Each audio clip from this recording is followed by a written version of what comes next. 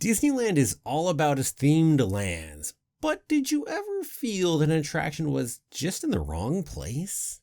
Well, today I'm going to tell you about 7 attractions that I think are just completely in the wrong land.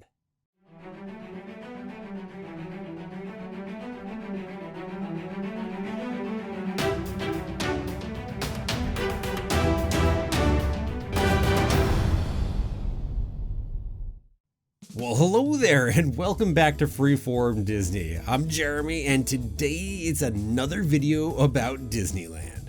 Heck, I could probably do a video on Disneyland every single day and never get bored or run out of things to say. There is just so much to talk about, let alone all the other theme parks or everything else Disney.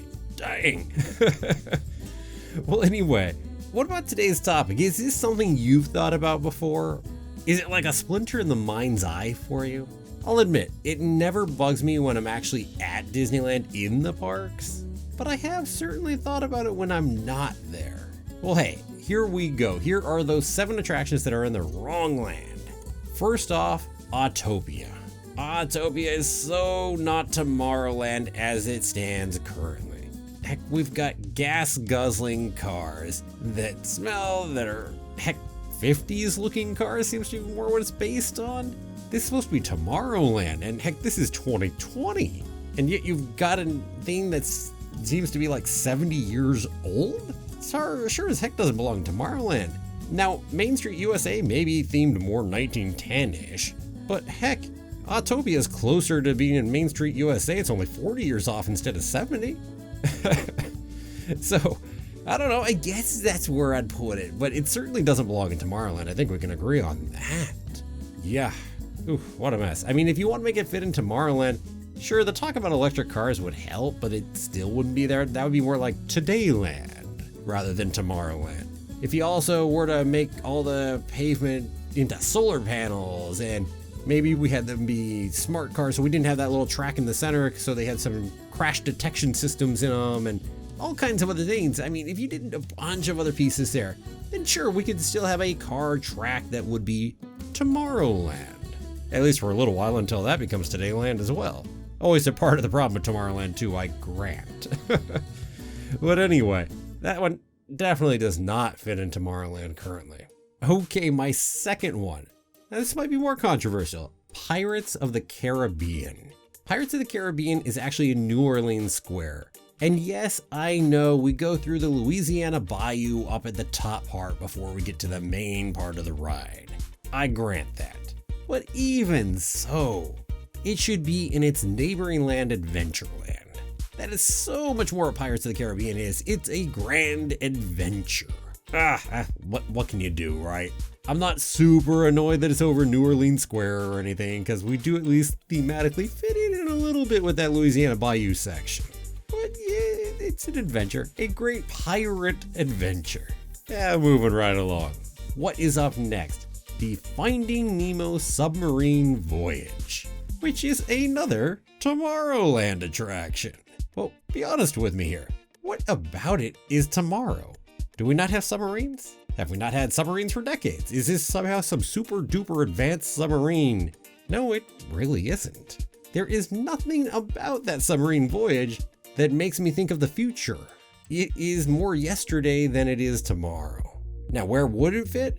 Well, we could put it over in Adventureland. I could see that.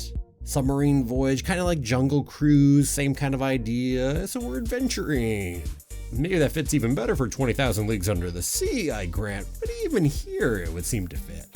But certainly not Tomorrowland. Now here's an interesting one for the next one. This might not be one you think of necessarily, but Main Street Cinema. Now, Main Street Cinema must fit over into the land of Main Street USA, right? Well, actually, maybe not. Steamboat Willie, which is the feature attraction within that, and proudly displayed in big letters on the marquee outside.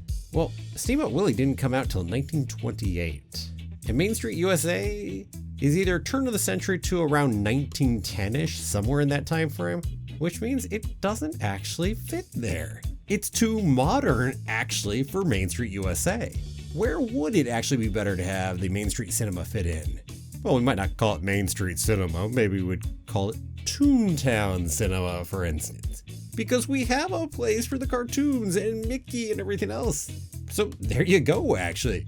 It belongs in Toontown. Go figure. And yes, Toontown didn't exist when Main Street Cinema was actually originally built. But nowadays, that seems to be where you'd put it. Okay, let us move on to my next one.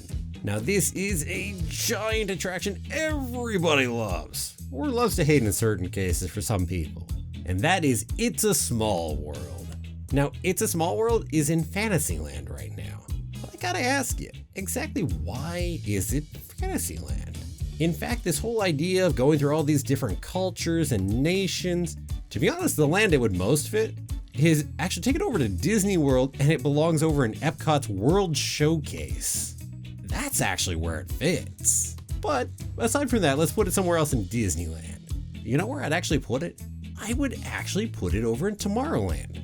Having all of these cultures get together, caring about all of this, that is more of a Tomorrowland idea, because guess what? We aren't there right now. As much as we wish we were there and having that kind of peace on earth and understanding of other cultures and nations, we don't have it. So it would actually fit better in Tomorrowland than in Fantasyland, which is really amusing. I've complained about a couple Tomorrowland ones that don't fit there, and now I just gave a Fantasyland one that could better fit in Tomorrowland. Feels like a topsy-turvy world right now. Oh, yeah, it does.